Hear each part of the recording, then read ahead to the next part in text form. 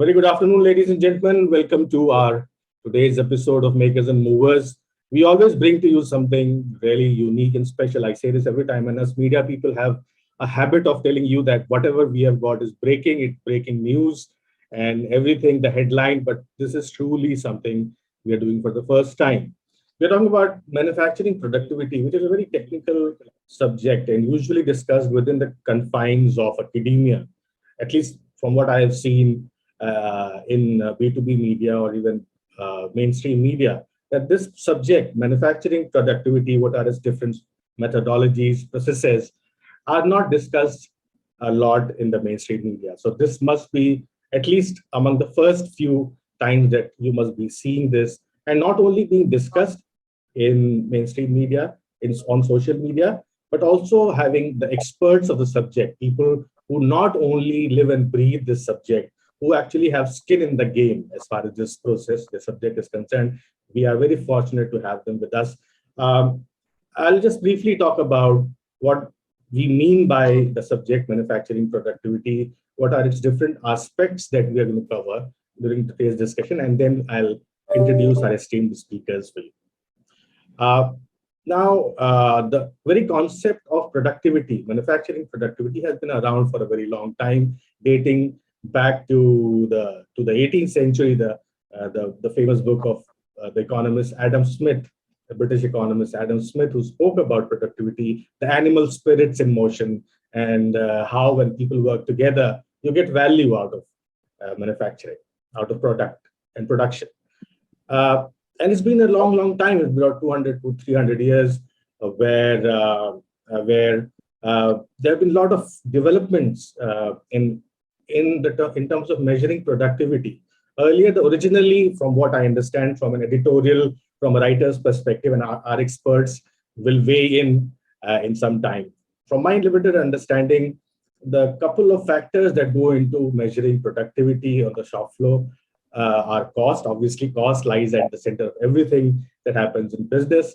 We have the labor arbitrage or labor and other values that go into it, which are time and other things. And they have evolved over time. Having said that, in today's times, and things are progressing very fast, everybody's talking about AI and everybody's talking about 3D printing, sustainability, resilience, these things are coming up since the world is so closely connected now.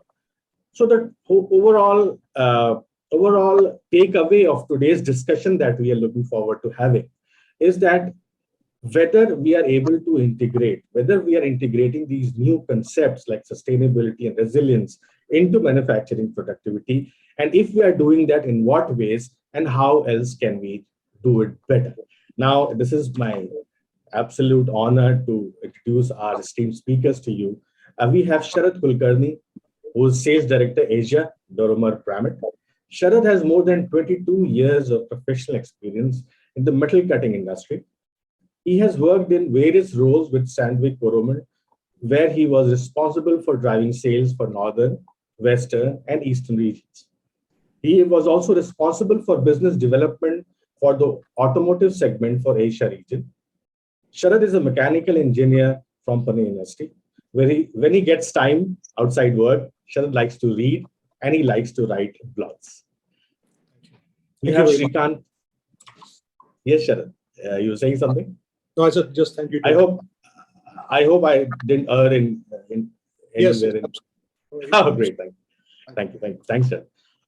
We have Shrikant Wale. Shrikant is Executive Vice President, Delivery, Praj Industries Limited. Shrikant has over 32 years of experience in manufacturing operations domain in large engineering industries. Currently, he is working as Executive Vice President, Delivery at Praj Industries Limited, Pune, and is heading manufacturing and procurement setups at Pune and Kandla. Praj has registered 60% plus growth rate for the past 2 years on account of capacity enhancements through productivity improvements and vendor development. In his earlier stint as the head of operations at Thermax, Shrikant has led greenfield factory projects in China and India. He comes with extensive experience and expertise in manufacturing, execution planning, vendor development, and project management.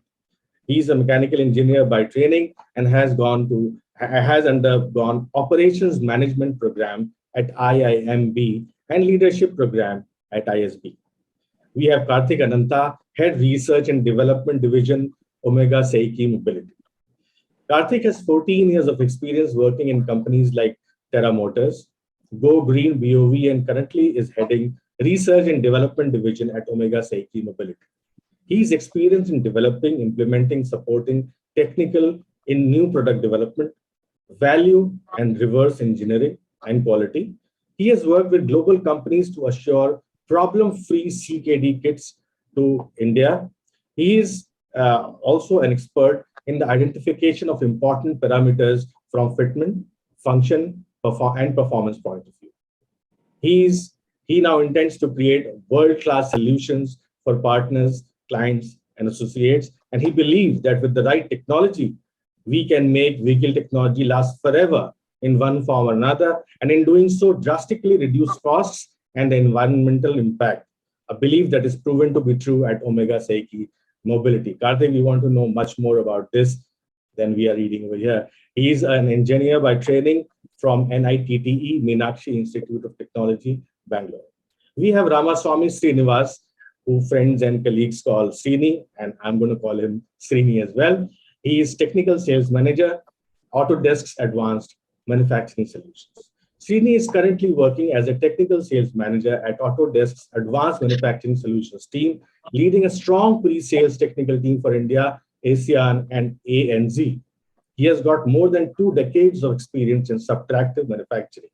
After completing tool and die making studies and business management degree, he started his career as a tool maker and went on to be a designer and CAM specialist before joining Delcam, where he spent 12 years driving the technical team and bringing customer outcomes. He has a strong manufacturing background, supporting different industries like automobile, aerospace, and consumer products.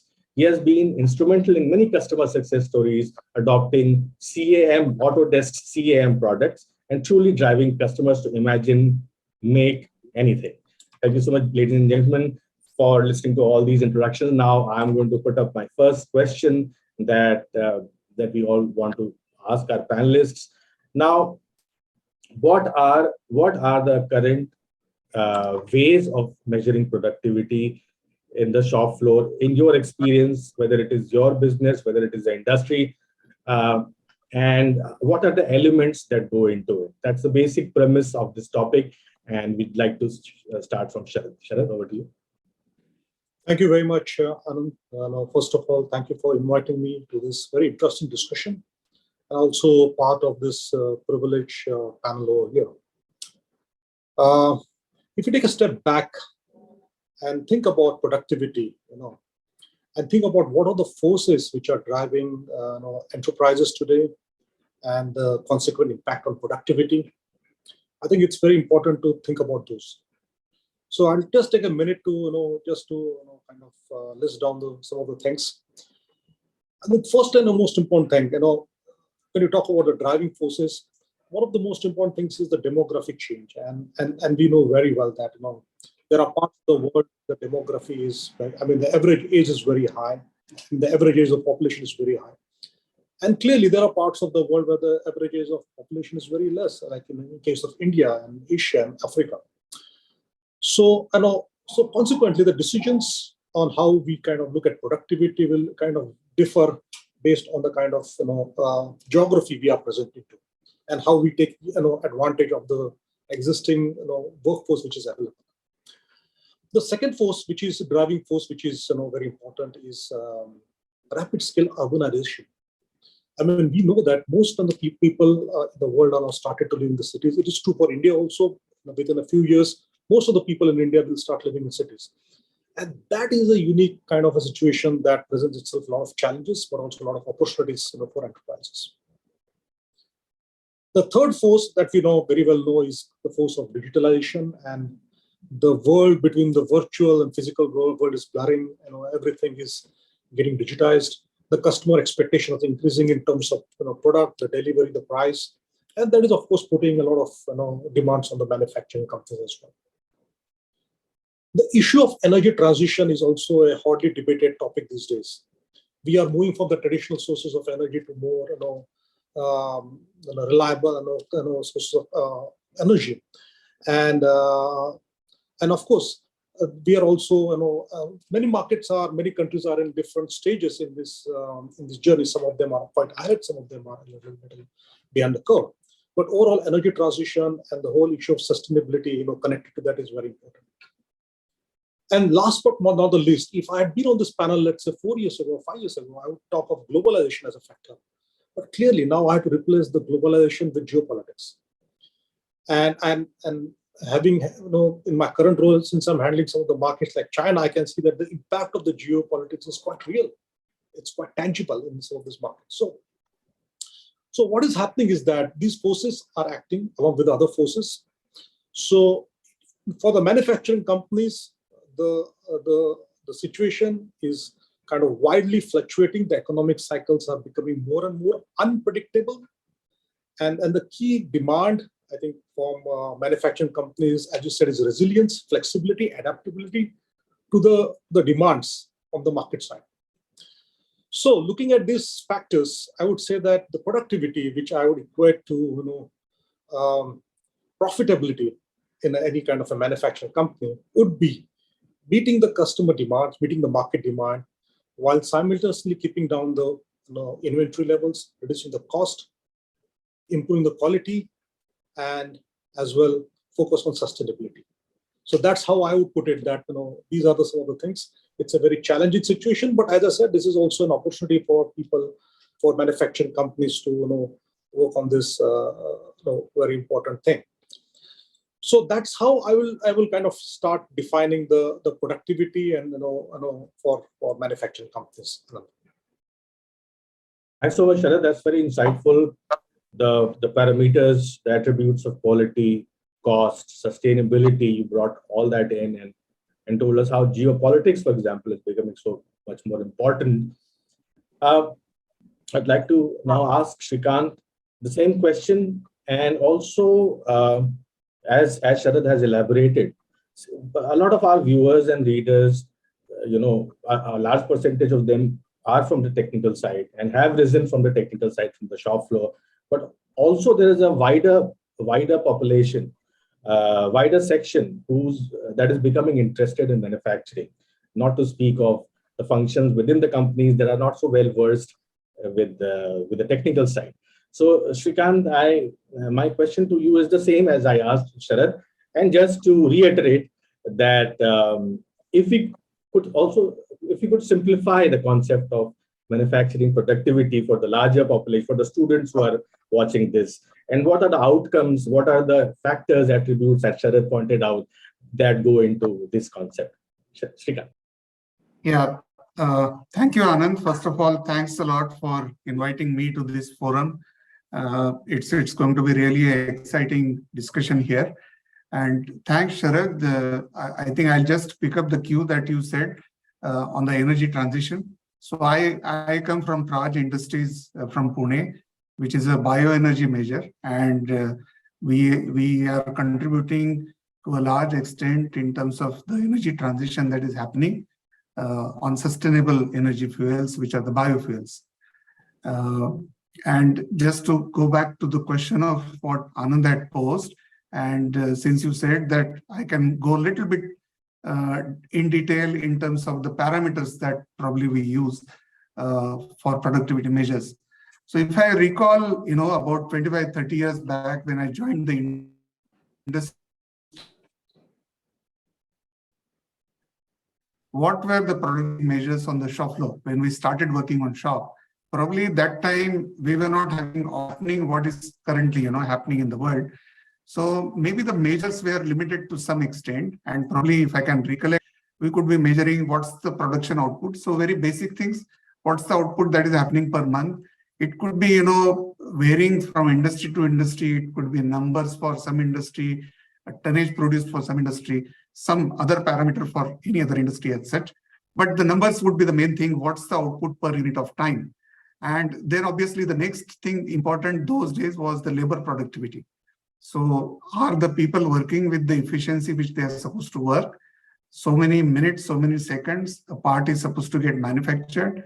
Industrial engineering was at the forefront that time. time studies, and as per the time standards, what's the labor productivity that we are getting. So, though that was the time. So obviously the revenue generated, the cost that is getting consumed, capacity that is getting utilized. So those were also all the parameters that were getting monitored. Now, as we moved towards, the 1985, 90s was the era where we started moving towards ISO 9001 and TQM and value-added management. So those all things came in, and probably the shift started happening towards more of becoming customer-centric. And then we started monitoring all other parameters as well, which may not be actually related to the productivity on shop floor as such, but it became, see, when you say productivity, it's more related to production. When you say manufacturing as such, then we encompass a lot of other parameters as well. And probably that's the time where we started thinking of what the customer wants. And from that perspective, whether it's getting on-time delivery, what the customer complaints are, what nature those complaints are we delivering right first time, what's the rework happening on shop floor, rework percentage, rejection percentage, and because of that, what's the cost of poor quality, or what's the cost of maintaining quality also. So all the parameters of COPQ per se started getting monitoring in order to deliver, the services to customer better. We also started monitoring the service responses and the resolution time that's taken to, solve a customer issue. So these all started happening in, last 10, 20 years. We have seen that all of these have become a normal thing. But this is how the industries have graduated. We also learned a lot of Japanese techniques. So people started following 5S, Kaizen. So everything, started coming up. So that way, the measurement also started on what's the improvement happening on shop floor? How many projects you are completing? What's the benefit out of it? And is it adding to any bottom line benefit as well? So those were also the factors that were getting monitored. We learned many different techniques from Japanese people. We also learned TQM, we learned TPM. So a lot of things on machine maintenance started happening in terms of machine uptime, MTTR, MTBF. So all of these norms we started to monitor. Preventive maintenance, productive maintenance, predictive maintenance, which is now happening with the help of IoT. So this is how we have graduated in the field of maintenance domain as well. Safety was one aspect which probably wasn't as much given importance in the earlier days, but that started happening. So it started happening, measuring the safe working hours, the lost time injuries, first aid cases. People started measuring the near misses and the at-risk behavior reported on shop floor. So the Henry's triangle was something which was getting, displayed everywhere. So on safety aspects also, the measurement started happening, and many of the customers who especially come from multinationals, when they used to visit any of the Indian factories, the first question they used to pose was on safety. What's your safety record? And that became a very prime, metric for checking out how the management is working here. Cost part you touched upon, but there could be some more aspects which are getting monitored nowadays. Very clearly, inventory is a major thing which gets monitored in terms of what's the WIP you are carrying on shop floor, how you are reducing the cycle time to reduce your inventory, what's the fixed versus variable cost structure. Are you more flexible in that sense? So that any ups and downs in the market, you should be able to manage your own cost structure as well. So I would say, in a nutshell, this is how the overall measures have evolved over a period of time. And as we have progressed, obviously we have added some more measures. Now we have moved from industry 3 to 4 to industry 5.0. Now we are talking, where we believe that the renewable energy sources in which bioenergy will play a major role, added to the human centricity and the industry 4.0, whatever aspects we are saying. So all that put together, industry 5.0 is where we are moving. ESG is becoming a norm. So with all that into consideration, the new metrics are going to get formed. I think we'll discuss that as we go further in the discussion. the last 5 6 minutes, I learned something that I would have otherwise taken months, years to understand. Anand, your voice is cracking. I learned a lot. Shrikant, can you hear me now? Yeah, it's still a little bit cracking. Industry grade. So is this better now? No, it's still not good. Still not good. Okay.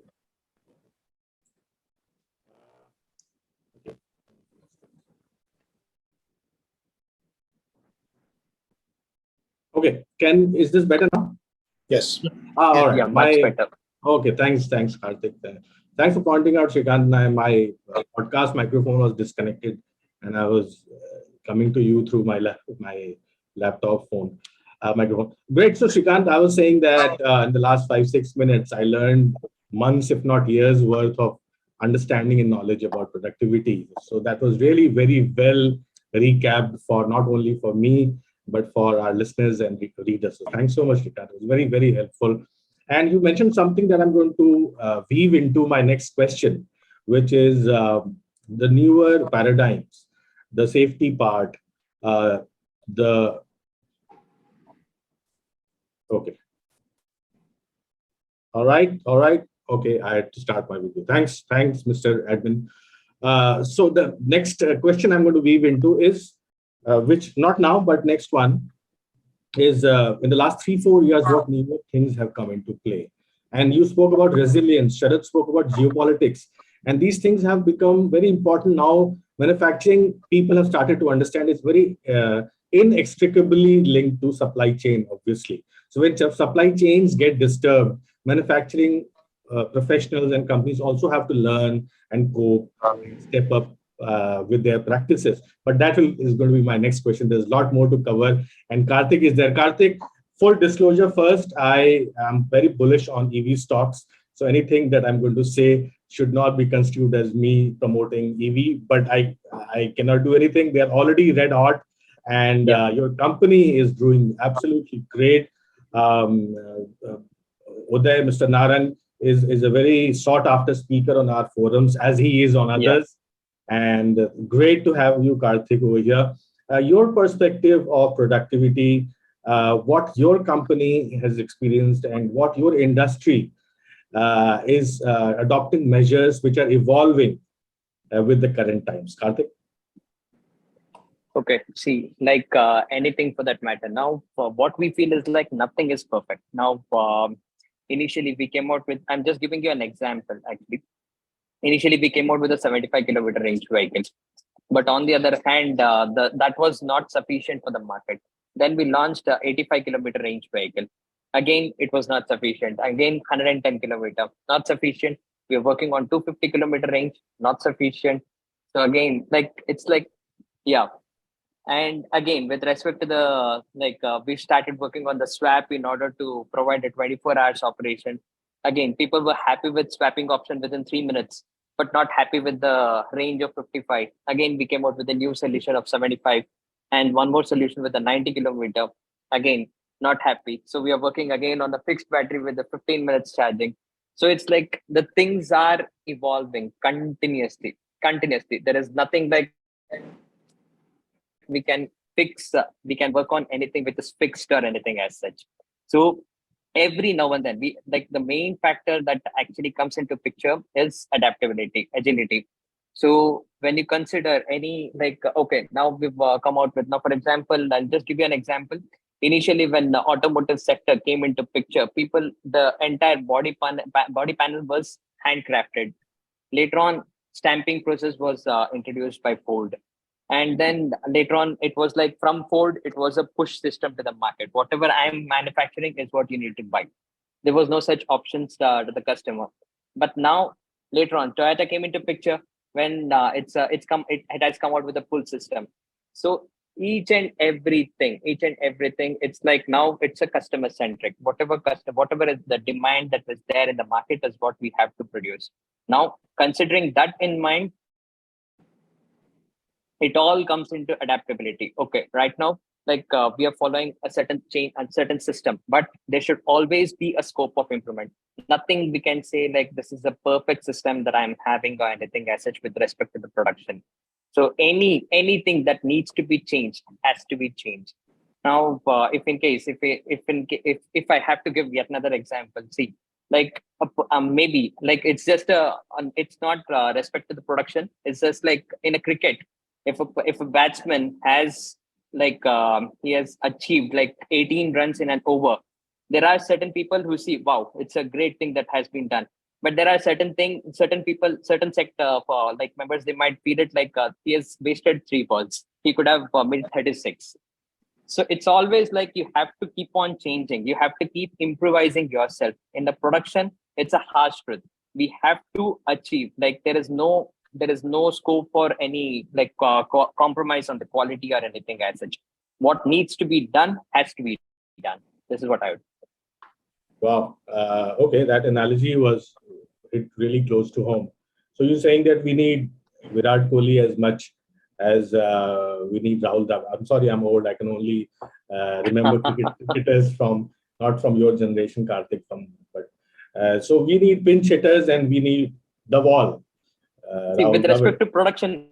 with respect to production, it's all about always a six. We don't have any scope of we cannot compromise on any quality or anything as such. There Okay, is no okay, I can reduce the production, I can increase it or anything. Whatever okay. is the demand, we have to deliver. Wow. Okay, okay. Thank you for correcting me there. See, this is the reason I keep coming back with questions.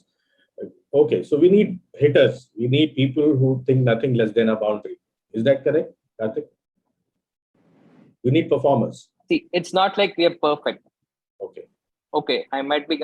We need performance. It's a continuous. It's an Okay. endurance game. Okay. Okay. Okay. Karthik, just a little bit, a wee bit more. You said something in your profile to the effect of with the right technology, we can make the vehicle uh, technology last forever, drastically reduce costs and the environmental impact. So now is your time to elaborate on what you've written in your profile. Okay. See now, as I said, okay, there are multiple things. So initially, as I said, initially we were working on a fixed battery, but now that that fixed battery we saw, okay, after 3 years there is no option for a customer. He has to, after 3 years, 5 years, 8 years, or down the line, he has to change a battery. But on the other hand, if we start working on a swap battery, there is no end. It's like you can keep on swapping soon, you can keep swapping your battery pack and you can continue your journey, keep on as soon till the time the swap batteries are available or anything. Again, in the fixed battery also there are multiple technologies that we are working on. It's not after 3000 cycles or 5000 cycles or 6000 cycles the battery should come to a grinding halt or anything as such. There should be energy left in that wherein it can start performing. Now, for example, the kind of the what do you say, a recycling process that is happening. Okay, electric vehicle, a four-wheeler battery, it's not usable for four-wheeler. Then we shifted to a three-wheeler. Okay, now the three-wheeler, it is not usable. Now the battery has degraded. Okay, shifted to a two-wheeler or anything or some other vehicle, and then finally it's end up in some home UPS or anything as such. That keeps on shifting. So there is no end for that. Thank you. Thank And you. there are yeah, so there Yes, are please. multiple things that we can actually explore. It's not like one single thing that we feel like it is done and dusted.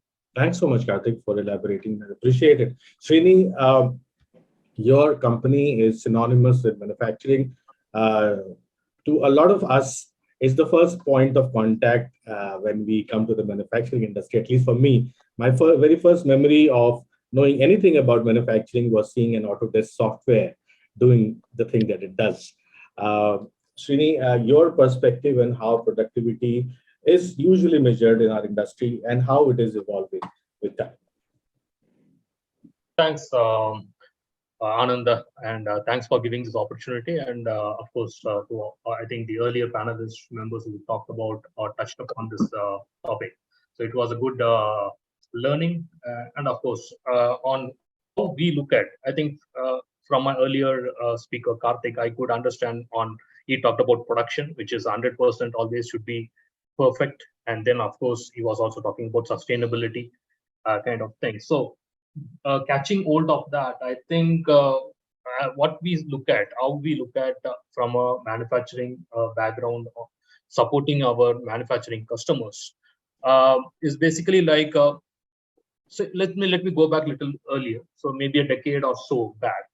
So what was the main concerns for the at that time for the manufacturers? Is basically when we interact with the customers, what they try to say is that they want to improve efficiency and bring product to market faster, have better connected workflows, experience seamless data transfer between their shop floors or within their organization, digital processes like how to reduce scrap and how to avoid human error. So these are some of the common uh, uh, topics that comes out when we talk about productivity. So when we taste, as we look at productivity on a broader, or maybe on a for the entire manufacturing segment or industry. So these are some of the broad areas that the productivity could come in, not only on machine shop or only on specifically on machining, but it can be on different areas as such. So as Autodesk, if I have to look at from inside, like what is productivity for Autodesk? So my concept of looking at it will be different from from the other panel members over here, because we are a software company supporting the manufacturers to excel in their in their process kind of thing.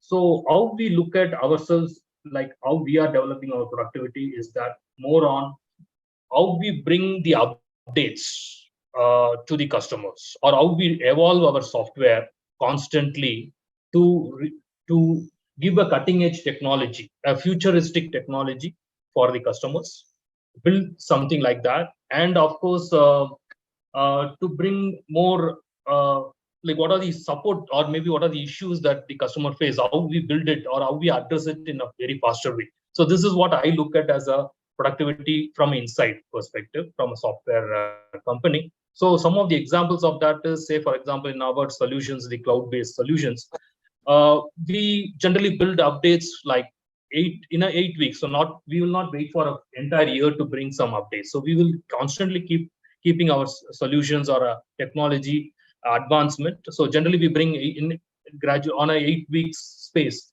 we bring major updates. And if you look at the last 1 year, we have built more than 300 capabilities into our solution to support our customers, so addressing their concerns, and of course at the same time building the technology for the future. So this is the internal thing. So when I look at from an external perspective, from a customer standpoint, I think majorly the clear focus should be on how to create, or maybe I can put it in 4 broad categories. One is how to create better products. So through improved product performance, the aesthetics, quality, reliability, and reduced environmental impact. So keeping all these things into consideration, how to create better products. And the second one is how to win more business. So that is the key thing. So leading to how we can increase our market share, how we can increase the profits, how we can expand our products and service offerings. And of course, the third one is improve operational efficiency. So that is something related to the manufacturing segment as such, resulting in increased manufacturing throughput and improved supply chain agility and fewer defects. And of course, the last pillar that I will touch upon is enable increased innovation.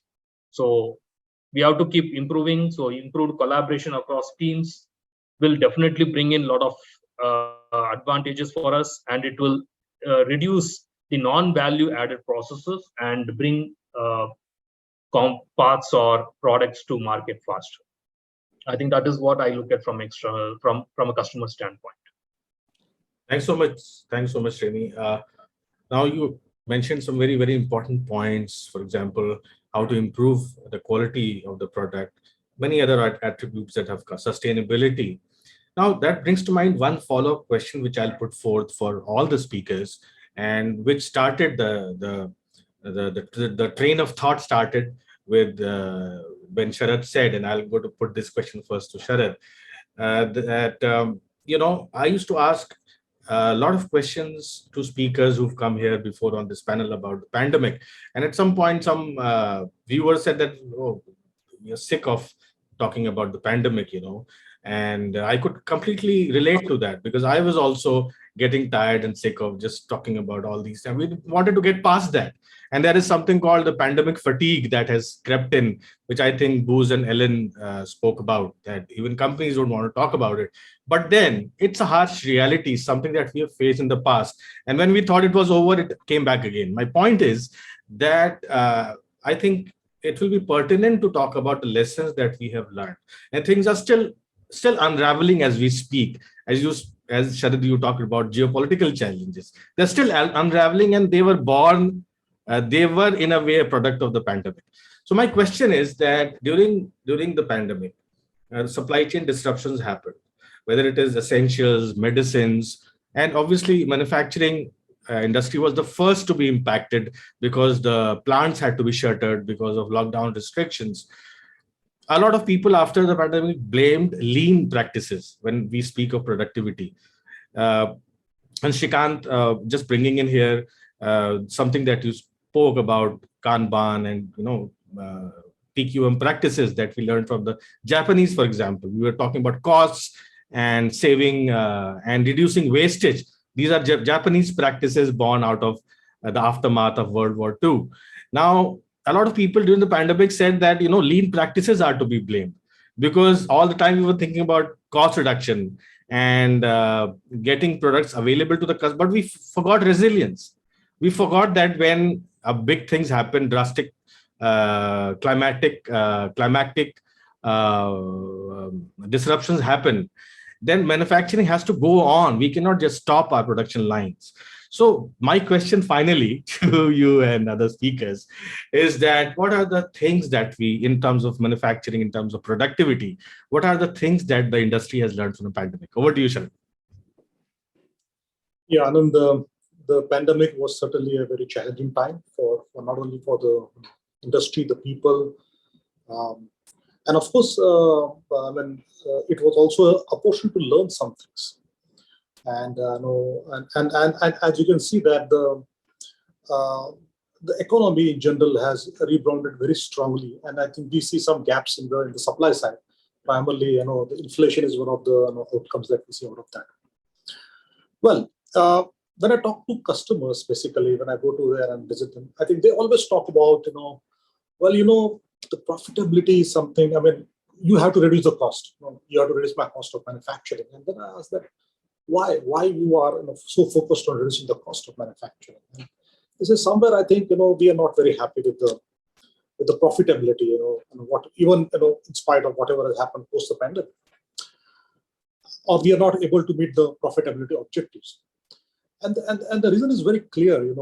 What is happening in the last few years, including the time of the pandemic, is that there is a growing divergence between the what we call as the cost of good per unit. And that is increasing at much faster pace. Inflation is one of the reasons, clearly. So the cost of the material, for example, the energy cost, kind of should have done. On the other hand, for the manufacturing companies who are manufacturing components or systems, equipments, the cost of the sales per unit has not increased that much, and that is because it's a competitive world. And this gap has resulted in the lower margins. Well, I think you can also take comfort from the fact that we can get higher volumes, but I think especially I think pandemic has shown us that the volume can be a very dicey thing, and it can fluctuate, as you said, very widely. So how to kind of protect or maintain the margins, and that in our world, I think in the machining world, we call as the productivity gap, the divergence between the cost of the goods per unit against the divergence sales cost per unit. How to fill the productivity gap, and this productivity gap is quite interesting and important to analyze. And one of the panelists said that the costs are divided between the fixed cost and the variable costs. Absolutely right. Today, when we look at the assets, the machines, I mean, you'd be surprised to know that when the machine is actually generating money, that is when it's, for example, area of machining area, it's cutting chips, it's not more than 35 to 50, 40%, or even sometimes less than that. Okay. There is an immense scope for improving, the utilization and improving the productivity. So what is happening is that we should always remember that the fixed costs in any manufacturing company are contributing to the highest pie of the total cost, of total manufacturing cost. So productivity from that perspective is imperative. If you really want to reduce your cost and by doing that improve your profitability, that is one thing that you have to really focus on. So the fixed cost, and the fixed cost of course include the cost of the assets, but also the manpower, which are fixed costs. So, so as I said, that this is one area that I think we should really focus on, and then of course I would say the lean manufacturing techniques actually helped. They're not destroyed in any way the value of an enterprise, because they actually help to become enterprises more fitter in that sense. And I would definitely say that the things like Kaizen, and you can name many of them, FIAS and Kanban and just in time, actually, contrary to what has happened, have helped the companies to become more competitive rather than less competitive. Thanks so much, Sharad. Shrikant, do we have to blame, is lean to be blamed for supply chain disruptions? And what have we learned from the pandemic? Yeah, I think very clearly we could also see, a little bit shift in the government strategy. What we started talking earlier as Make in India, recently we know that now everybody's talking about Atmanirbhar. And it's not happening only probably with India, but everywhere, everybody's talking being locally, everything what is locally available, that should be used. So rather than depending on, specifically if you have to take a name, China per se, every country was trying to see that how we can be, having a supply chain dealing from China. And that became one of the factor where India became into forefront as one of the leading option for China plus strategy for many countries and industries as such. So I think the big gap that we have in terms of GDP percentage share of manufacturing sector, that itself is a big thing for us to have a push on manufacturing, have an increasing share of the world's manufacturing that should come to India. And for that, it's very much imperative that the productivity level in India goes up. Now, having worked in China for 5 years, I can very well say that we were manufacturing the same product here and there. And I could feel the difference the way things were happening on shop floor in China. So the 25-30% labor efficiency difference that happens in China, the kind of equipments, infrastructure, even the vendors are having, and the scale at which they are able to produce, that's quite unbeatable. And we have a lot to learn, and we have a lot of ground to cross. So in that sense, I think there is a lot of potential for Indian manufacturers as such to think in terms of getting a competitive edge. So we may be preferred as the next alternative location, but still if you have to be number one, then we have a long way to go. And for that, I think all the productivity measures that we can take to be number one are most welcome. Wow, that's such a hard-hitting point, Shrikant. When we compare ourselves with other countries, we are able to really kind of size up where we stand and how we can improve the productivity levels. And you connected this so beautifully with productivity, with the concept of Atmanirbharta, self-reliance, self-sufficiency. Great. I take that point forward. I would just like to add, at Praj, we also started practicing some different metrics. We also have businesses which are largely export oriented, and the customers there, those big multinational companies, always compare us with, the other suppliers from the other countries from where they are buying it. And that's where the competitive edge becomes very much important.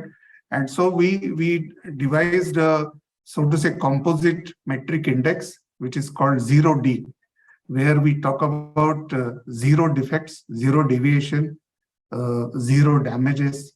So all of the metrics that we talk, we want to target zero on all of that. So zero defaults. So zero defaults on delivery, zero deviation from the specifications given by customer, no defects.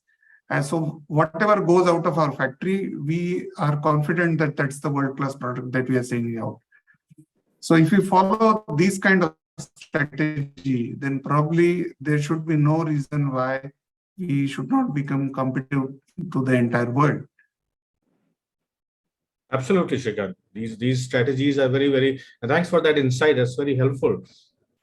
Now, my next question is to Karthik. Karthik, your company was founded in 2018. Now, please correct me if I'm wrong. And barely 2 years into the founding, you have the pandemic of the century hitting the operations hard for everybody. Uh, Now, a new company, what are the lessons? Because for a new company, things hit harder than it does for everybody else. So, what were the learnings that you had from the pandemic for your manufacturing? Karthik is on mute. Sorry. Am I audible now? Yeah. Yeah. See, even though we started on 2018, by the time we showcased the product was in 2020 Auto Expo.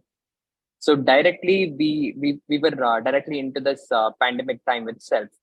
So finally, by the time now, one thing like people realized during this pandemic is like nothing is stable. Nothing we cannot consider like the things are predictable. The market is predictable. There might be any sort of fluctuations or anything as such, as so rightly said. So in this with this consideration, overall pandemic also proved us one more thing, showcased one more thing for us, like घर की मुर्गी दाल बराबर नहीं है kind of a thing, wherein there is so many options that is readily available in India. So the things vocal for local, everything started, wherein we started looking right from beginning we wanted to localize our complete product. But on the other hand, like there were so many imported products which was running in the market at the lower cost than what we were offering, at a lower quality or anything as such. So the pandemic part of it also helped us in to a certain extent, wherein the things that we believed in was actually was the one that we were actually able to deploy it in the market. So we were able to prove the things that are readily available, the local products that are available, local parts that are readily available in India is of an international quality. We can build some better quality products or anything else. These are the things that we were able to prove. So in a way, pandemic taught us two things. One, nothing is stable. You have to be ready for any effects. But on the other hand, there are the things that is readily available here. Even with the things that is locally available, we can build a world class product. These are the two things that was a takeaway for us. Thanks, Karthik. Just one quick follow-up question. So, how are the localization efforts going on? How successful are they for you? Except for cells, everything is localized for us. Oh, that's great news, Karthik. Thanks so much, and more power to you on that. Srini, thank you so much, Karthik. Now, Srini, pandemic, with all the bad things and disastrous things that it did, one thing on the technology front that it did for the world was really propelled the digitalization movement, or the phenomenon. And Autodesk obviously would have been one of the learners of what all happened in the world. Can you tell us more about how digitalization trends took off in the world and how has it impacted or influenced Autodesk? Sure. Thanks, Anand. So, yeah, of course, you have come to a very right topic as such, and I think you have put that question correctly to me as such on when it came to technology for how to overcome it, kind of how we overcame this pandemic and what is the new things that is there for us. So basically, I think when the pandemic came, I think it was a kind of a learning for everyone. I think everyone were in a fix, and then I think everyone started to look at how best we can run and ensure that we deliver on the things. I think a lot of things. I think in that period only, I think I could see like whatever the platform right now we are using, the Zoom, I think flourished at that time. I think before that I didn't know about Zoom, so I think then everything came as virtual. So the meetings, everything has transformed to virtual, and of course the customers were every time they wanted to have a in meeting, so everyone accepted like virtual, and of course it also gave us that these are disruptions, right. I think this gives us new ways for us to look. And of course, from Autodesk point of view, I think what is basic, what mainly that we looked at to help our customers to on the technology wise to get the digitalization to move forward. I think I could broadly put this into two areas. One is the cloud-based platform to drive collaboration. I think that is more important. And of course, we are also touching upon the disruption in the supply chain. I think from a technology perspective, I think this one area like cloud-based solution platform to drive collaboration has been one of the key pillars for us. So where if you see the outdated approach, like often we have the design and manufacturing teams. So a lot of if you don't have that connected workflow, so what happens? A lot of data loss, human error, waste comes in. So with increasingly as we offered this platform, okay, so it is more like we are combining all these different departments or the different life cycle of product manufacturing, right, from CAD, CAM, CAE, simulation, PCBs, designs, workflows, everything together. So we are bringing everything into a platform so that it is easy and data is at the center. So this helps us to maximize the efficiency and productivity. And of course, the cloud-based solutions will help us like to work the team across the geos, across the globally, they can work together, and the sharing of information is seamless and instantaneous. And also, this gives us not only the working aspect of it, but also it is more business critical decisions can be made in a faster way because the data is there for the right people to make the judgment. And of course, the other key thing that I feel more important that on a technology wise that has helped us in the pandemic is the data driven automation to boost productivity. So since we are talking about data at the center, so what happens is it's easy for us to capture more data, and through the uh, right now we see a lot of new technologies, which I think we talk about more about AI and machine learning. So this data is more important for that, and which helps us to power the automation and increase the overall speed and efficiency in manufacturing. So it will greatly reduce the teams to work more collaboratively, and automation will definitely use to bring product development process faster, and we can work like this automation will start right from the concept designs or ideation to design to cam programming and to the factory floor execution. So all these things are connected with, and of course the cloud computing and cloud collaboration is very vital in that. I think Autodesk is in that area to help the customers, help our customers, help the manufacturers around the globe on onboarding uh, in that bandwagon. Thanks so much, Trini. You have mentioned something termed "make anything" in the profile. You drive this thing for customers. You imagine that anyone can make anything. Can you elaborate on that, please?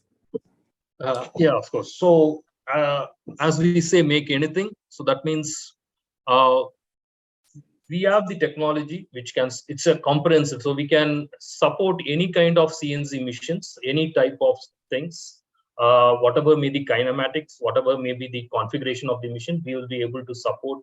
And basically when we talk about any manufacturing process or a machining process, so there the main thing is how we connect our software to the hardware. And of course, in that area, we are very strong in that from Autodesk Advanced Manufacturing portion or solutions. So in that way, we say that whatever designs you make, okay, so we can do that one with whatever the kind of machines there is availability is there. And of course, on top of that, I also want to add one thing, like the technology that we have is the generative design. So that is on the design side of it, because basically in generative design, what happens is it throws, like if you give the data, the basic kind of design idea, a kind of 3D data, and what happens is the cloud computing over there, the generative design concept, creates uh, it creates multiple iterations of the possible solutions depending upon your manufacturing method, depending upon your uh, cost factors. All those things are considered, and it throws you a multiple different varieties of design concepts, from which you can pick which is the right one for you to produce at the best possible uh, time and rate kind of thing, and which is more functionally ready. So which is not just directly possible by any designer. So it is more like out of our thinking as such. So that is the concept that Autodesk has built on generative design technology, which throws you multiple iterations of designs, and you can easily pick and create any of those ideas that you have. You can really bring it into shape.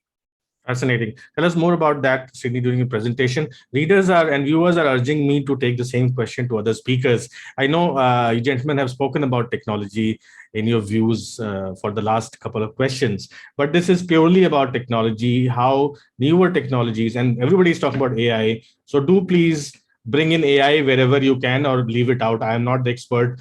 I don't know if AI is being used to enhance productivity at all. If it is, do please mention it. My question is, how is technology being used to enhance productivity and bring in elements of sustainability and resilience into productivity? Sharad?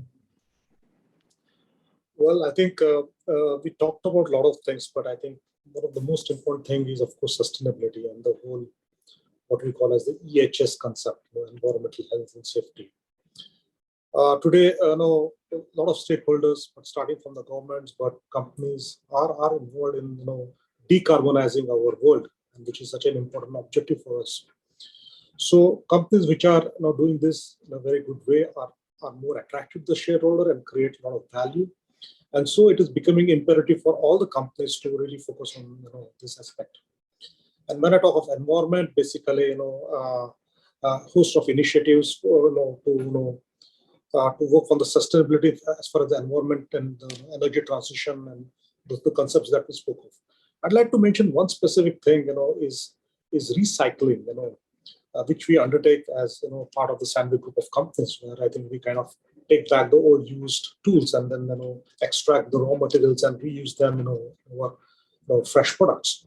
So that's one important and significant part of the sustainability as well.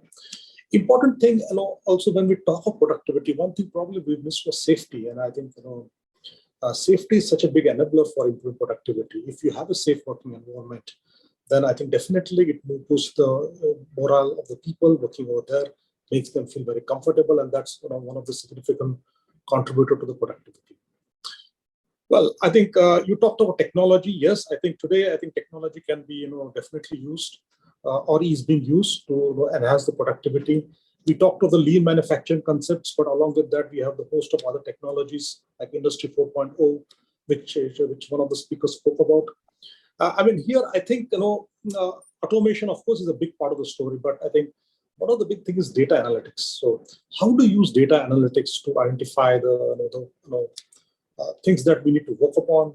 How we can use data analytics to throw the information on pinpoint the areas where I think we can use or we can initiate some measures to improve the productivity. So I think this is very, very interesting, Anand. I think that Even maybe in some cases, when we talk about robotics and automation, it could be very capex intensive. It could be, but data analytics is something that I think definitely most of the manufacturing world, and something that we can start in India, even the small and medium scale companies to work on this and start improving the productivity. So this is one area where I think we should really focus on, as we go on embracing the new technologies to enhance the productivity and output in our, speaking purely in terms of the Indian context. Thanks so much, Sharad.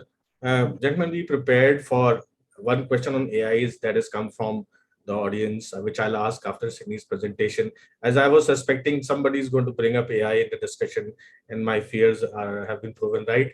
Shrikant, you spoke about a number of technologies, number of paradigms like Industry 4.0, and if I'm not mistaken, Industry 5.0 as well. Please correct me if I'm wrong. Can you tell us more about these paradigms and how they are changing productivity? Yeah, probably everybody realized that Industry 4.0 was talking more on the technology side. It's more of the automation and the cyber world and the physical world coming together. That's what 4.0 was. But the human centricity in that was probably found missing. And that's where it got added and it became 5.0. To that, if you add sustainability, then obviously sustainable energy sources for whatever activities we are doing on. Specifically, we are talking manufacturing here. So that's the reason it becomes all the more important that we talk of sustainable energy sources, human-centric Industry 4.0, which becomes Industry 5.0. So that's the whole concept about it. And in terms of, since we're talking about performance metrics, there are a lot of metrics which are on sustainability, which are already now popular and getting monitored. Carbon footprint, we talk about it every now and then. So carbon footprint of the entire organization, which is into that, any field, manufacturing or any other.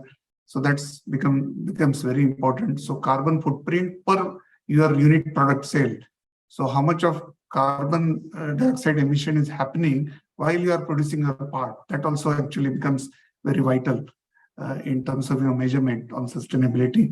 The other factors, how much of material you are consuming, what's the scrap there you are generating, how much water you are consuming, are you recycling your water, what's the hazardous waste that you are generating. So these are very important metrics when you talk of sustainability in a typical manufacturing environment. Wow. See, today I learned something new about industry, that there is a paradigm called Industry 5.0. I just looked it up. I thought, Shrikant, that you've coined this term for today's discussion. And then as is my habit, I looked it up and I saw that it's actually very well practiced, very well adopted, as in not well adopted, but it is an emerging field. Thank you for introducing Industry 5.0 to our readers. And since it has the element of humanity, I think it's a much more important paradigm. I thought that a concept called triple bottom line thinking, for example, includes humanity and the planet into the bottom line of cost or profitability. But this is a new paradigm for manufacturing, and thank you for sharing that with us. Karthik, what are the technologies, newer technologies that are looking? And there's a question on AI, so please save the AI pitch for the audience Q&A. Other than that, what are the newer technologies you are looking at which are going to enhance productivity in the coming future?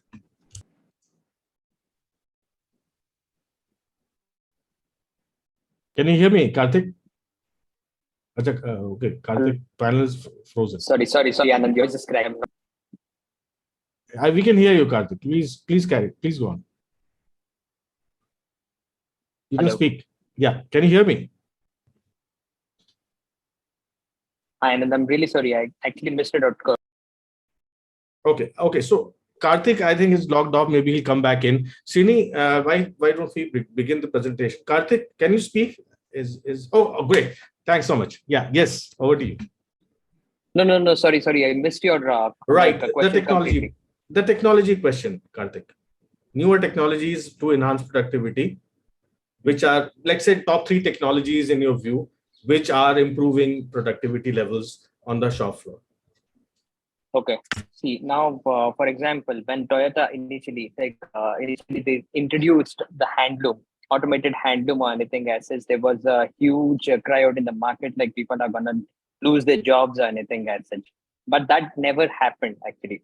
But it was a new thing that was introduced, which helped in overall productivity, as well as increment in the quality of the product or anything else.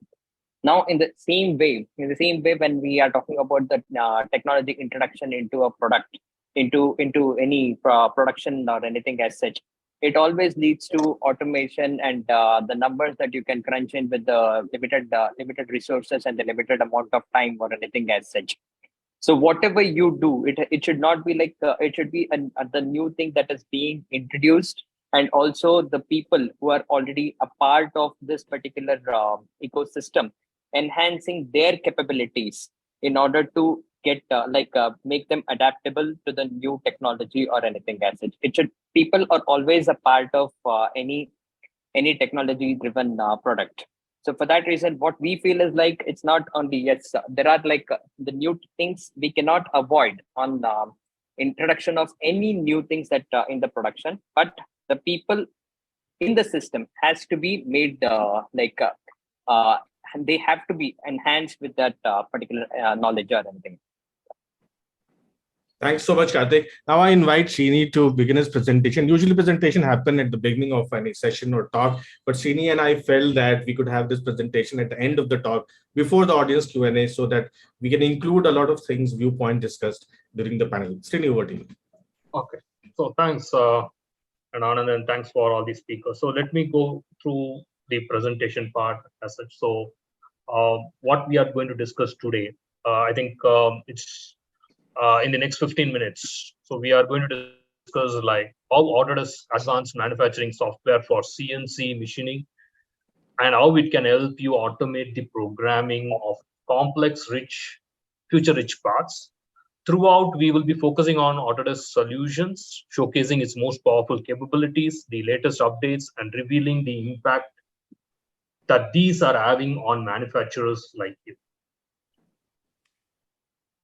Let me check if it's moving, right? Oh. So, Anand, can you confirm it's coming to the next slide? Yes. Yeah, okay. So the broad agenda that we are going to discuss today is, we will start with a quick introduction and reviewing some of the top trends in manufacturing. We will then look at some common operational challenges that businesses need to overcome, spotlight potential outcomes. We will talk about how Autodesk solutions can help you overcome today's challenges, showing biggest opportunities where automation can have an impact, and explain how automating common workflows can save time, avoid waste, and allow you to start machining higher quality parts sooner. And then I will showcase some of our most inspirational customers' stories and explain how they achieved positive outcomes with Autodesk solution. And we'll wrap up with a short summary and a Q&A towards the end.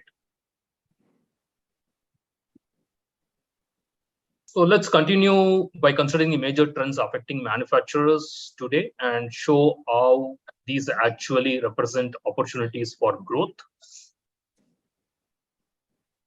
So we are certainly in turbulent times. So manufacturers around the world are understandably concerned about geopolitical unrest, financial volatility. I think some of these things we have been touching upon, and the lasting impact of global pandemic. And there's a lot of doubt and uncertainty in the market, but at the macro level, so there are three things that are very clear. So there's a skill shortage, so the likes of which we are seeing now, and supply chain disruption, so making it harder to get products to market, but also making it harder to source spare parts and new equipment. And cost of goods continue to rise, making raw materials, component parts more expensive. And the upshot of all this is additional pressure on the team by the team to deliver goods quickly, while is minimizing cost, avoiding mistakes, and controlling waste. So in a static market, incumbent suppliers are next to impossible to displace. So, but every now and then we experience major events that change the natural order of things, meaning those that can adapt fastest become the new leaders. So we believe now is the time to reimagine possible and use this time of disruption and change to do things better. So for manufacturers, finding ways to control costs, maintain margins, fix supply chains, upskill people, and attract young talent means they are better positioned to win market share today and grow their markets share tomorrow, business tomorrow.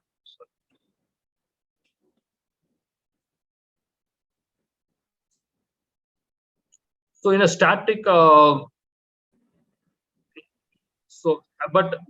what do we mean when we say reimagine possible? So, well, there are many trends that you can take advantage of. For instance, more and more industries are being transformed by smart products. So this makes the machine tools around us more productive, but it also creates opportunities as consumer demand grows, product developers expand, and supply chains onshore. So manufacturing processes are increasingly being digitized, which provides greater flexibility and efficiency in the tools you use. And cloud technologies are changing how we manage our supply chains and manufacturing processes, helping deliver products on time, every time. So in the recent years, we have seen more industries embrace smart technology. So it's playing an increasing important role on shop floor too. For example, take smart hardware controllers from Datron, One Click Metal, Ars, Mazar, and others. So these all represent the bleeding edge of smart technology manufacturing, and we expect to see this trend expand and accelerate across the rest of the manufacturing.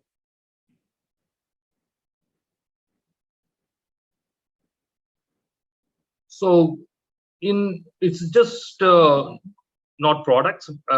It's not just products that are digitizing, but it's also the processes. Milling, turning, probing, welding, cutting, 3D printing, all provide a wealth of data for analytical purposes. But those processes aren't used exclusively. So it's a big problem when you have to use multiple software products to define and control your processes, and the situation gets worse if you need to make changes. So we believe manufacturers want a flexible platform that can accommodate, design, simulate, mill, turn, fabricate, do additive process and production management with all data at the center.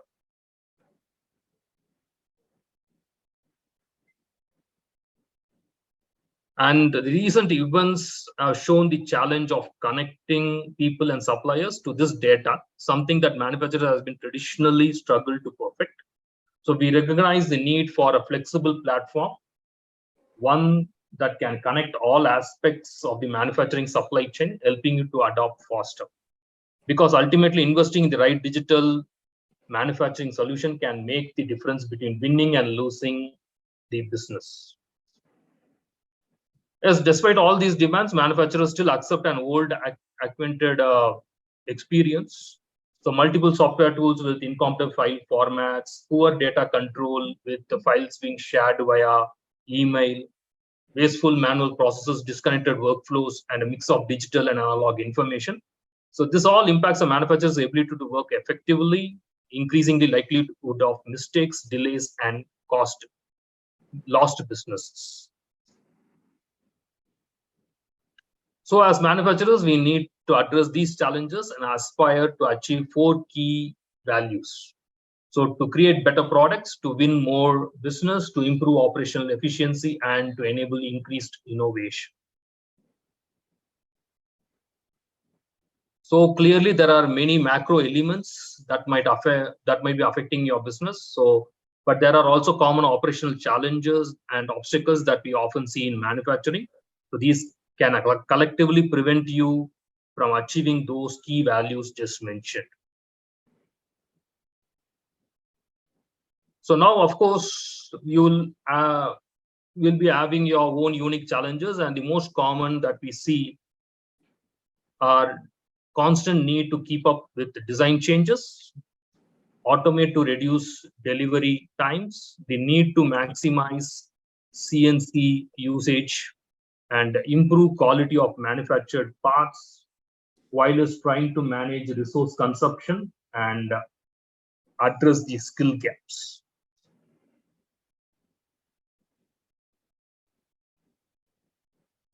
So clearly there are a whole range of operational challenges that need to overcome in order for you to achieve success in your manufacturing business. You may have a range of outcomes you are looking at to measure, and which in turn provide those values for your business. So for this example, we might be looking at improving your manufacturing throughput, finding ways to produce more output in a given time scale.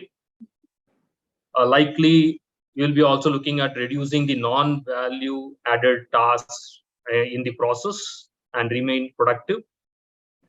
Being productive means creating good quality parts, so reducing defects and non-conformities is a must. Reduce defects and non-conformities in your production, then you will have fewer scrap of parts, and therefore reducing your resource consumption and effect on the environment. And it will improve your collaboration across your organization by connecting people to the data, your manufacturing workflows, processes, what they use. And then we can speed up the process to get from design to manufacture, so which improves our time to market. So now each of these outcomes could stand on its own, but they are also invariably linked to each other. So they are triggered by overcoming the challenges I have mentioned, just earlier mentioned. So choosing the right software technology, therefore, can help you overcome these challenges and achieve your outcomes. So the ideal result being that you are able to make more parts, make better parts, and use less resource making it. And which brings us neatly to Autodesk Advanced Manufacturing Solutions. So Autodesk continues to invest in manufacturing, having already spent more than 1 billion in our software solutions. Unlike many traditional manufacturing software products, which offer annual updates, so we release major updates every 8 weeks, and we provide our latest technology and react quickly to customer needs when they need. And this is reflected in our growing number of commercial subscribers for Autodesk solutions, with more than 1 million users, active users monthly. And in the past 12 months alone, we have accelerated development, providing more than 300 major updates and enhancements to our solutions. And we have a ever-growing online community of users and who help us to inspire each other. And we are proud that the users have taken Autodesk design manufacturing products in the last few years and are excited to see how it grows and evolves.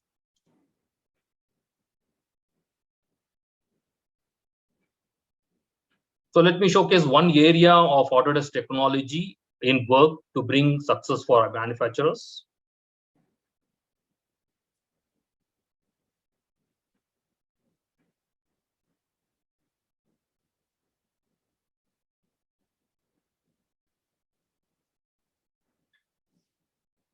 So when it comes to automating the programming of your parts, we are going to start with getting the setup done. So workpiece coordinate system, or WCS that we call setup, we can use the spindle mounted probes, CNC probes in the machine with the advanced manufacturing tools. We can add probing geometry, surface inspection, part alignment capabilities to monitor the quality and performance of the entire CNC machining process. Probe can also automate the part setup. This is especially useful in cases where the parts are machined are very large, heavy, and non-prismatic in shape and require considerable time and effort to set up on the machine manually. So surface inspection allows key points to be measured and used to determine where the actual part is on the machine, This data can then be used to adjust the WCS on the machine to allow the NC machining code to be moved to align with the part.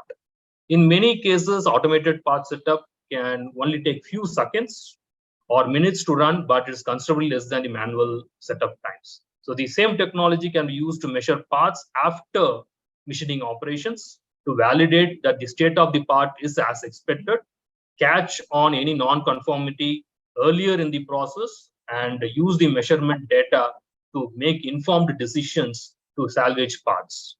So if parts are already non-conforming, it's better to resign them to the scrap bin and avoid wasting any further machining time or money, making a bad part worse, more worse. So here we will be having a comparison between a manual setup and an automated process sequence on the same part. So in both the cases, the time code at the bottom right of the video indicates the time taken, and the manual video is running significantly faster than the automated setup, just for the purpose of the video. And even for an experienced operator, this process is difficult and time consuming to do manually, and this is especially true for large, heavy and non-prismatic parts. The result is that the machine is sat idle and non-cutting parts, which eats into profit margins. So by programming setup sequences offline and running them as quick, repeatable and accurate NC programs, profitability can be maximized as machine time can be better utilized for production rather than wasted through workpiece setup.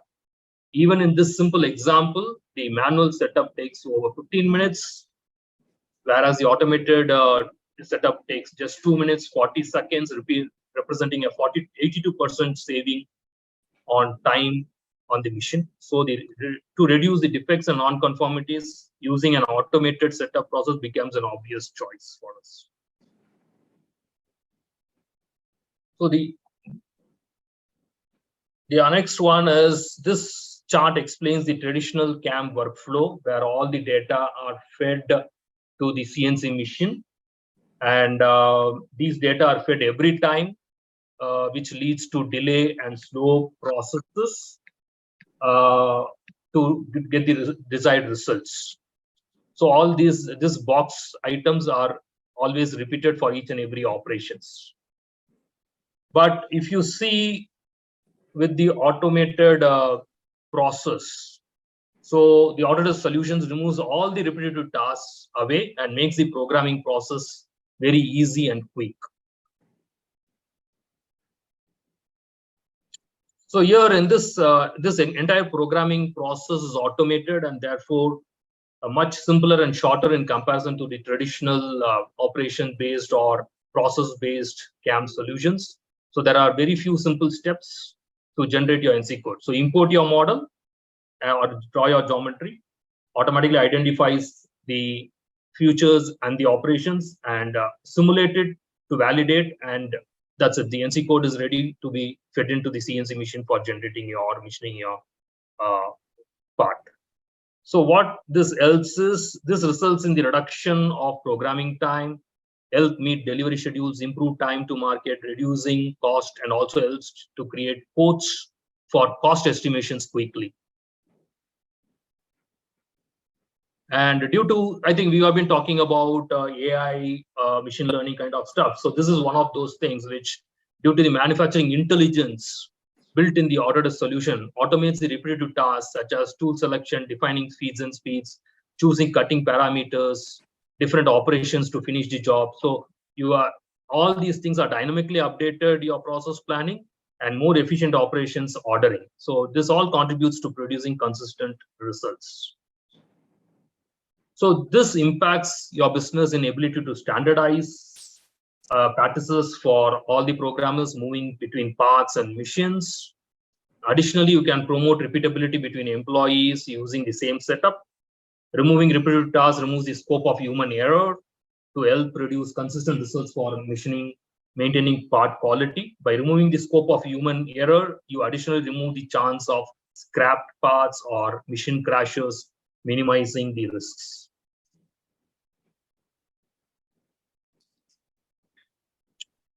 So we have covered some great capabilities here, and the potential business benefits are clear. So before we start wrapping up, I would like to showcase some of our most innovative and successful customers.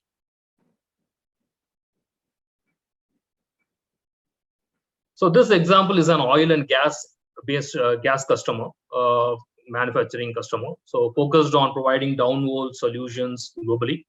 So they wanted to improve the operational efficiency and machine utilization at their Dubai site.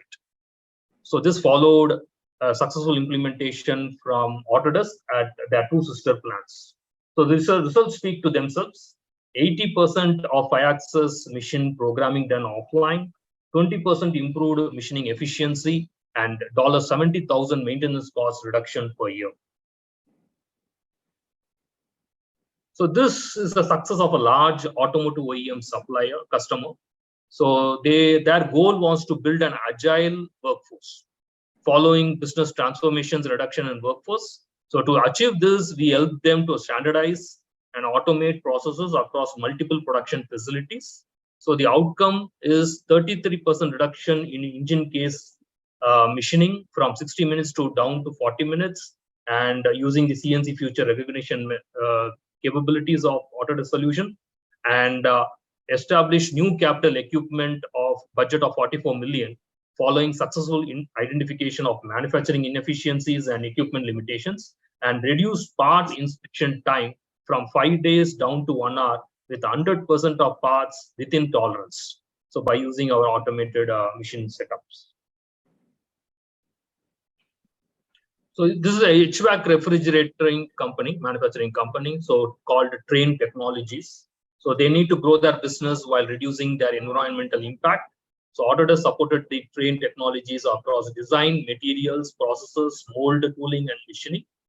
So the outcome was a reduction of over 3.1 million lbs of CO2, carbon dioxide equivalent emissions.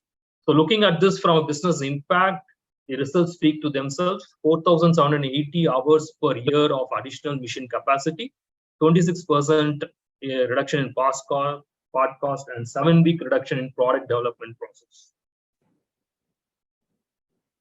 So Formaplex is a UK-based company that operates from 4 sites, employs a skilled workforce of over 400 people, and has 44 machines. So they are tier 1 supplier for global blue chip customers, and it is a world-renowned manufacturer of injection molding tooling, composite tooling, thermoplastics, and composite components for automotive, aerospace, defense, and for leading industries. So what they are looking at: increased throughput, efficiency, provide greater capability and scalability within their new facility. So they standardized on Autodesk Make solutions and implemented the automation process. So the desired outcomes were increase operational efficiency by 30% on standardizing on Autodesk advanced manufacturing toolsets for all the machines, maximizing their £6 million manufacturing investment through higher machine efficiency and faster connected workflows, and enabled 24/7 machine utilization by automating the manual processes for light out machining. So this is bionic partition pictured here is an Airbus effort to build a lighter, stronger, and more environmentally compatible aircraft. So using generative design technology, 3D printing, and entirely new materials, Airbus used Autodesk software to build world's largest 3D printed aircraft cabin components.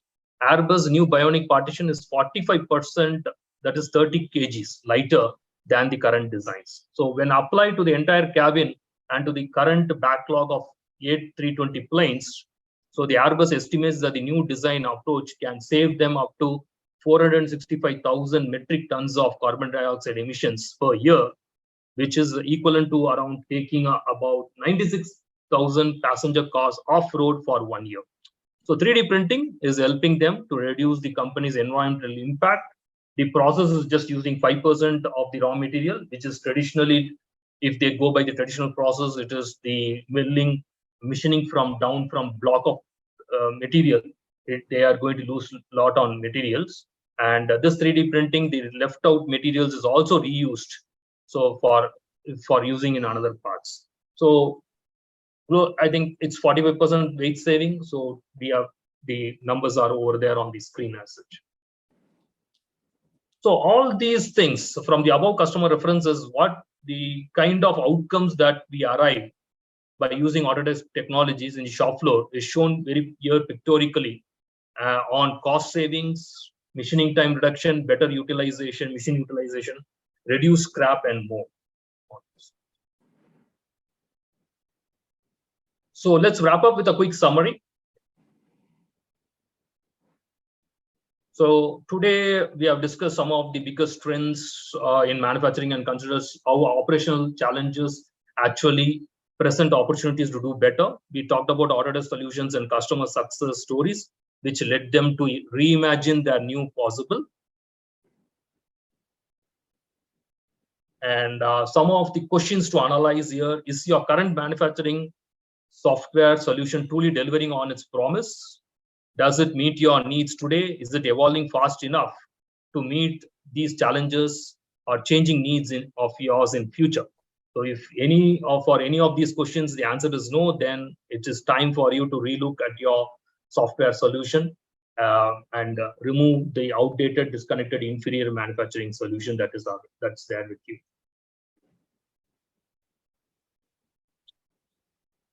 So Thanks. And lastly, so this is the last slide of mine. So lastly, once we agree where to start, we can engage in a detailed discovery to lift the lid on what's stopping you achieving the capability and suggest a range of options for you to consider in order to solve it. And we call this generally a documented discovery session with customers. So you are open to invite us to your factory and we can plan a discovery session. So with that, I think it's time for Q&A. Thank you. Yeah, thanks so much, Srini. Our readers and viewers will be very happy and very keen to reach out to you, Srini. They have lots of questions whenever I speak to them about Autodesk and its wonderful solutions. Thanks so much. You guys, you know where to find Srini. We are there as well. Gentlemen of the panel, you've been here and we have really, thank you for this informative discussion. We are at 4:30 p.m. and thank you for waiting for this discussion to end. We have the audience Q&A round. I know, Sharad, you had to leave. You waited back for us. So thank you. Absolutely. I'll make this worth your while, gentlemen. We have two questions out of many questions that we have received. I'm going to put the two questions together and just ask, and I'll ask Sharad the question first. One is from Iran, praise the influence of technology, the impact of technology. We have readers and not just any viewer. We have the management faculty of the University of Tehran. And the question is from Dr. Gholam Reza Dargi. Doctor, please pardon me if I pronounce it wrong. I'll ask for the real pronunciation when we hopefully meet. Please accept our feelings, our sentiments of appreciation and friendship for the wonderful people of your university and your country. Dr. Dargi's question is about inflationary pressures and macroeconomic challenges, and how productivity has to keep functioning, how productivity levels have to keep functioning and giving results and outcome in the face of that. That is part one of the question. Part two is from one Mr. Sharma from LinkedIn, Ritik Sharma, about AI. As I said, with AI, so companies will start reducing manpower, then what will happen of productivity? Sharad, first you, part one and part two. Inflationary pressures and AI.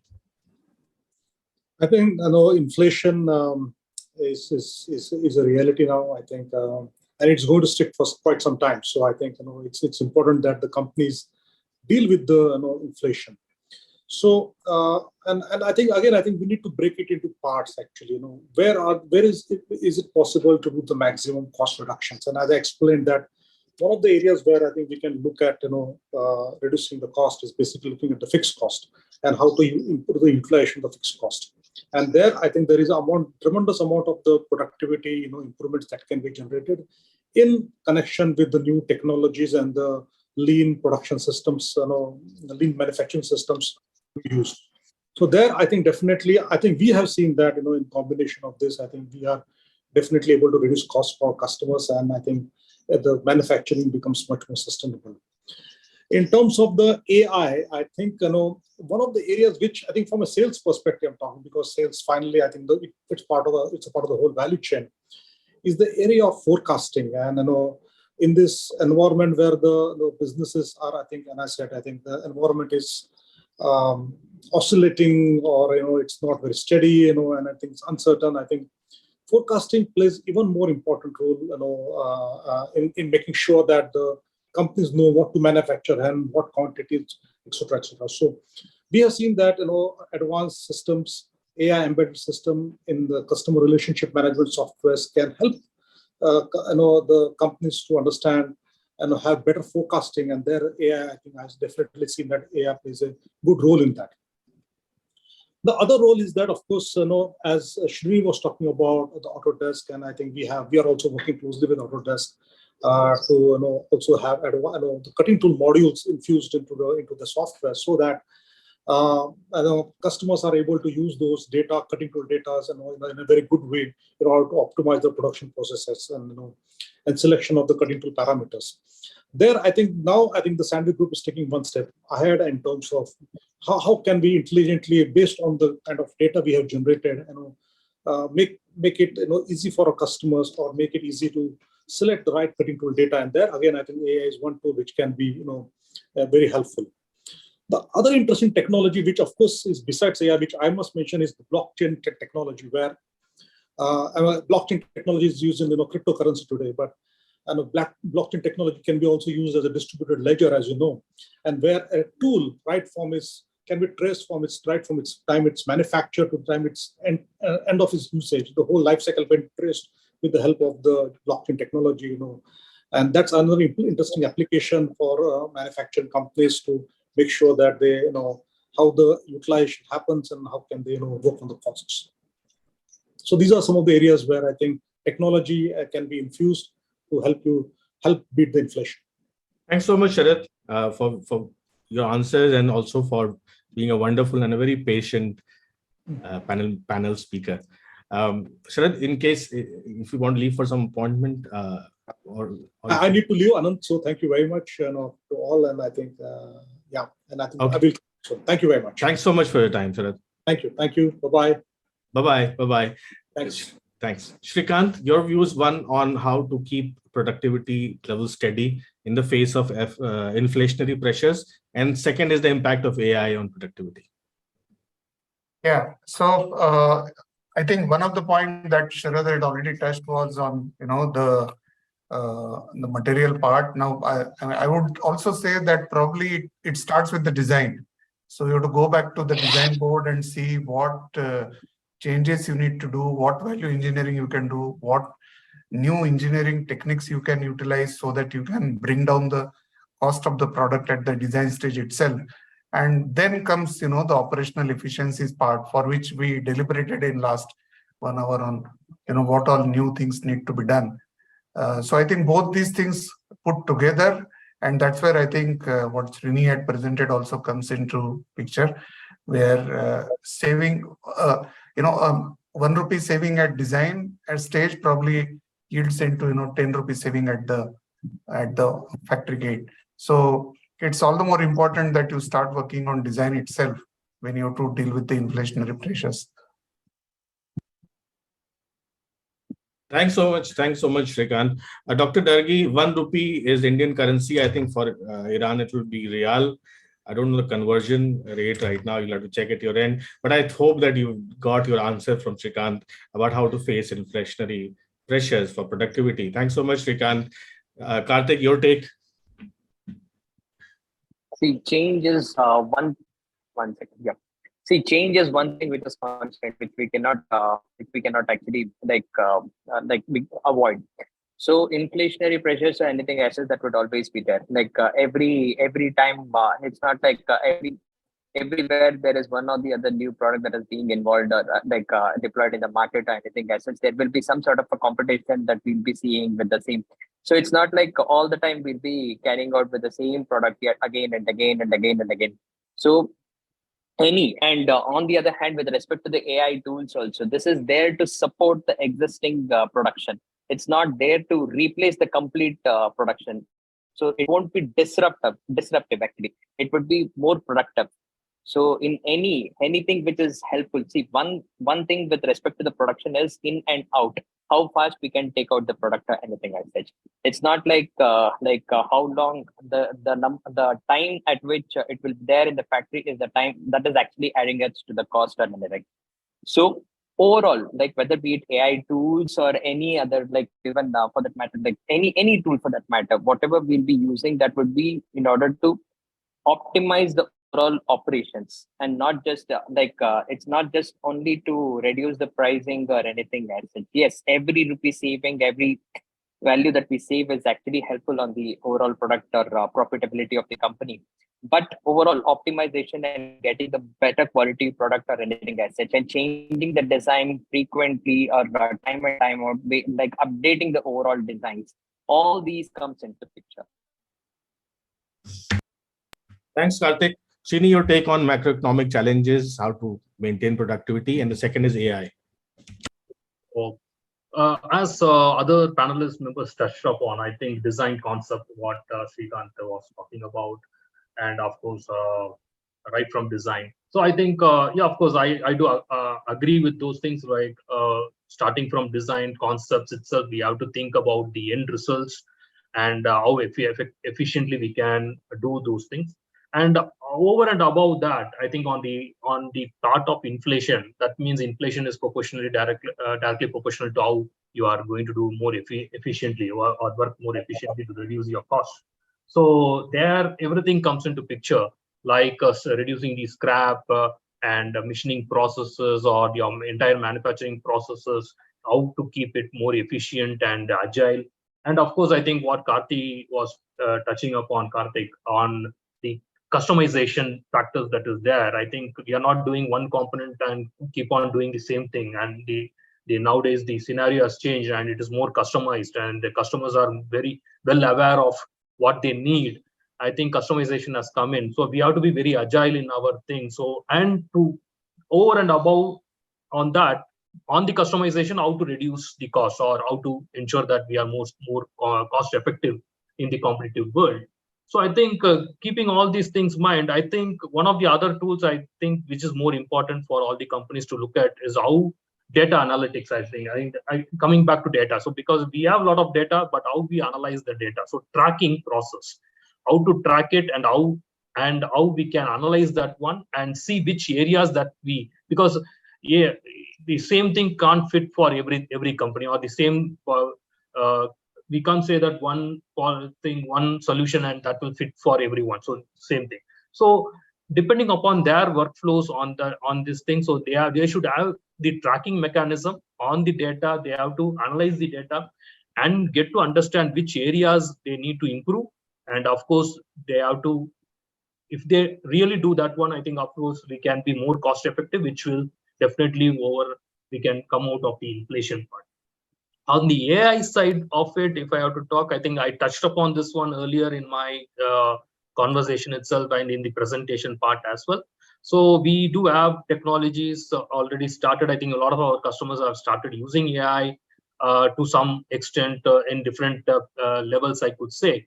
And one area that I think basically we are very strong, and I think coming back to the design concept level of things, where we are not just only looking at 2 or 3 designs and trying to fix it, saying that this concept design is more better. I think we are using our generative design capabilities, and which will throw you multiple options on different parameters, and you can pick the right one. And at the design stage itself, you are ensuring that what is going to be end results, and what is the cost of that, and what is the actual manufacturing process that you need to have the setup, or either you have in-house or whether you have to offshore that one, the process. So all those things, all those ideas and all those processes are well defined upfront, which will definitely help you in moving or taking your process much faster, and and it's very much the seamless process, and it is a connected environment for us. I think that's what I could say on AI. Very informative, Srini. Very informative. Thank you so much, gentlemen. Uh, this was not an easy subject to share your thoughts on, especially on people, the larger audience would not so much get the nuances, the technical nuances. But you explained it in such an engaging and simple, not complex thoughts, that it was absolutely very wonderful, very engaging, every bit. And we will not let your effort go in vain. We will take these messages, learnings, insights through our magazines and related platforms to not only India, but the world, as Srikant has been subliminally conveying with the map of the world in his background, that we should not just let this confine this to this country, but all over the world. Thank you, gentlemen, for giving us your time. Thank you to your organizations for letting us have these thoughts. Have a brilliant, brilliant day, and I hope to stay in touch. Thank you, Anand. Thank you. Thanks a lot. Thank you, all the panelists. Thank you. Have a nice day.